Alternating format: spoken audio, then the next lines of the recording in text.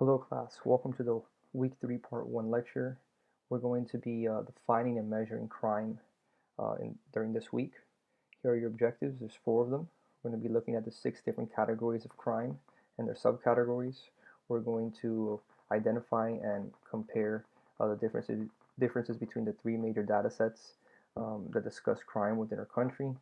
We're going to explain how crime rates are used to understand the prevalence of crime within our society, and we're going to take a look at how self-report studies of crime provide a different perspective on offending than we're usually used to.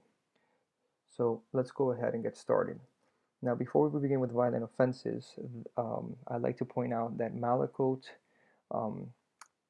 classifies crimes into 6 categories, and that's 1 being violent offenses, the one you see here, property offenses, status offenses, victimless crimes, white-collar offenses, and crimes against the government. So let's go ahead and get started with violent crimes or the violent offenses, right? And these are, crimes that generally involve a criminal action against another person. And when individuals tend to think of crime, they usually think of violent crime.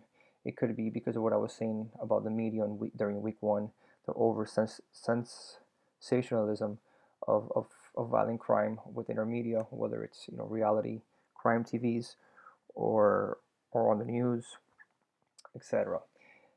Violent offenses tend to be less common than other crimes. And some examples of violent offenses are murder, which involves taking another human being's life. And within the violent offenses, this is usually the least common type of violent offense. And it will obviously carry with it the most serious penalty, depending on the laws of that region, right? Because in some states, for example, the death penalty is allowed, whereas in others it's not, right? So depending if or not that state has a death penalty, you may be facing the death penalty or life without the possibility of parole. You might be in prison for the rest of your life if you are convicted of a first-degree murder. So now let's look at the different classifications of murder. Now here I just list the classifications of murder, but if you go to page 48, we have the different explanations. So we have first-degree murder, which is the most severe, and this generally includes acts that are premeditated, committed with malice, or committed during the commission of a felony. So these are usually planned out. Then we have second-degree murder, includes acts that are not premeditated. That is a major difference between first and second. So they're not premeditated or planned and do not involve torture. Then we have voluntary manslaughter, which involves acts in which the offender intended to take someone's life, but there are mitigating circumstances that might excuse or minimize the actions of the offender. The example given by Malakote is, crimes of passion are generally considered voluntary manslaughter. Then lastly, we have involuntary manslaughter, which will involve acts in which there was no intent to take someone's life, but the loss of life occurred due to negligence. And the example given by Malakote is someone who drives while under the influence of alcohol and causes an accident that results in the death of another has committed involuntary manslaughter. So again, first degree is the most severe, all the way down to involuntary manslaughter. So within violent offenses, we also have sexual assault, and this involves sexual activity without consent. And here on your screen, you're going to see the general terms, aside from rape, that are considered sexual assault.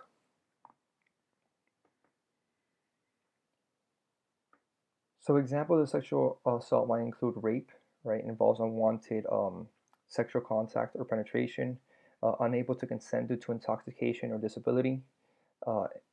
This will carry enhanced penalties, and laws may be distinguished by age of the victim, right? So depending on the victim's age, that is also part of the severity. And then we have statutory rape, which is legally unable to consent to sexual activity due to age. Moving along within the violent offenses, we have assault. So assault involves a physical harm, right, of a victim, or it can even be the threat of physical harm.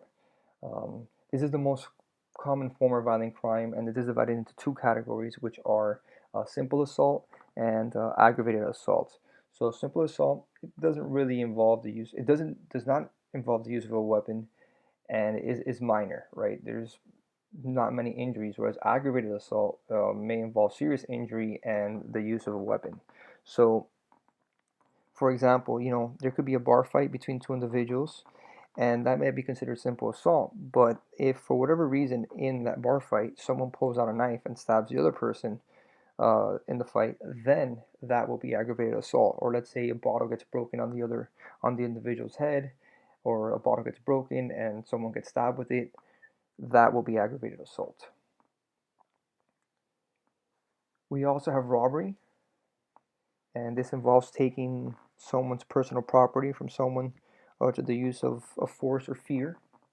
This type of crime is usually confused with the crime of burglary, but burglary actually falls under a property crime because you have to break into a dwelling with the intent to take something. So we'll discuss burglary a little bit along um, down the line. But robbery actually includes a face-to-face confrontation, unlike burglary, where you could take something from a building when someone's not present. So the examples are carjacking, purse snatching is a common one that falls into this category. So now we're going to the second of the six major categories of crime. So property crimes, which are the most common type of criminal offense. This involves taking or damaging of physical goods. So I have a friend that I went to graduate school with, and he is a CSI technician for the City of Doral Police Department. And he tells me the majority of the things that he has to do at crime scenes has to do with property crimes, because since he's in Doral, there's barely any or not a significant amount of violent crime, but there is a significant amount of property crimes because it is an area with a lot of warehouses. So the warehouses do get broken into.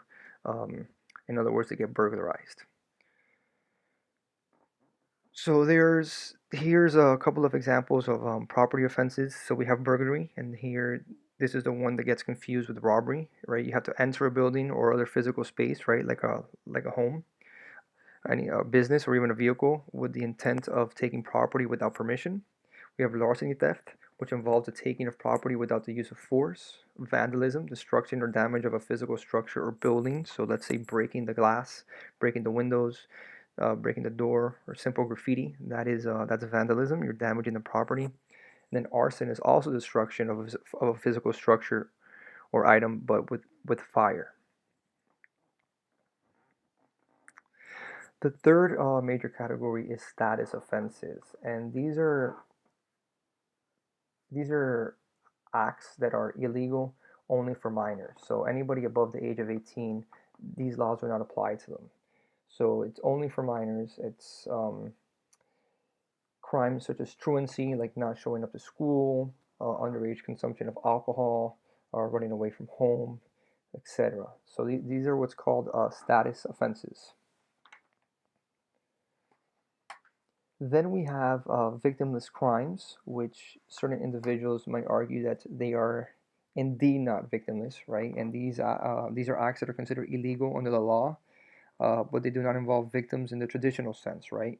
In many cases, the offenders engage in acts that are harmful only to themselves or that are consensual. So the examples of victimless crimes are drug use, prostitution, gambling. One may argue that there's not an offender and a victim in gambling, right? It's not like a violent offense where someone's doing something to somebody else, right? But there could be indirect victims, and that's the argument that's made with the victimless crimes, like drug use. Let's say you are a parent and you're using drugs, and that may be affecting your home life with your children. So the children will be the victims, but they are indirect victims. This is why it's considered a victimless crime. So drug use, right, the use of illicit substances, um, is considered a victimless crime. Prostitution, the exchange of sexual favors for money or other forms of resources, and gambling, right, a wager of money or other valuable goods in the hopes of increasing your financial status. Next up, number 5 of the 6 categories is white collar crimes, and these are offenses that occur within the corporate and related fields. Here on the left side, we have a list of what can be considered white collar offenses, and they range from criminal and civil offenses. So it could be all the way from fraudulent activity, We do live, South Florida, or at least Miami, is one of the most well-known places for Medicare fraud. So that would be a white-collar offense, embezzlement, corruption, insider trading. All these things will qualify. They're not violent in nature, okay, and they do take a high level of sophistication, and it usually involves individuals who are highly educated. So white-collar crimes will involve a significant amount of money, and like I said earlier, the offenders tend to be adults from the upper or from the middle class or upper class backgrounds, and that's usually because they are educated individuals who are in certain positions of power. And they often involve large-scale corporate organizations, and the most well-known one, or one of the most well-known ones, is the Enron scandal. Enron was a company, I believe it was a company, some type of, it was, let me think, it was, I think, a utilities company and a natural resource company, and it worked with accounting firm, from my understanding. The company worked with an accounting firm to report that it was making more money than it really was, and generating more profits to inflate its stock, um, to artificially inflate its stock, and people lost a lot of money because they started putting money into their stock, and then it actually plummeted. So it seems like the people at the top all pulled out their money quick, and everybody else's money, who was still tied up to their stocks, lost a lot of money. I know you guys may not understand how stocks work, but I can explain this in class. I don't want to do a whole lesson here on buying, selling, or trading stocks from companies. So anyhow, let me continue. Then lastly, we have crimes against the government. Um, we have here a picture of Timothy McVeigh. He is a convicted terrorist. He did the Oklahoma City bombing on a federal building in Oklahoma City. So he was directly attacking the government, and that is a form of terrorism. So examples of crimes against the government involve anything from treason to espionage and terrorism. Now, treason refers to acts that attempt to overthrow the government. Our founding fathers would have been convicted of treason had we probably not won the Revolutionary War, because they went up against England. So anybody that tries to overthrow the government, that is treason. Anyone that commits an act against the government, that is treason. Espionage, when an individual government obtains secret or confidential information. So if you are spying, that is espionage. And lastly, terrorism, acts of violence with the goals of instilling fear within the residents. So sometimes treason and terrorism might go hand in hand. So this is the end of part one.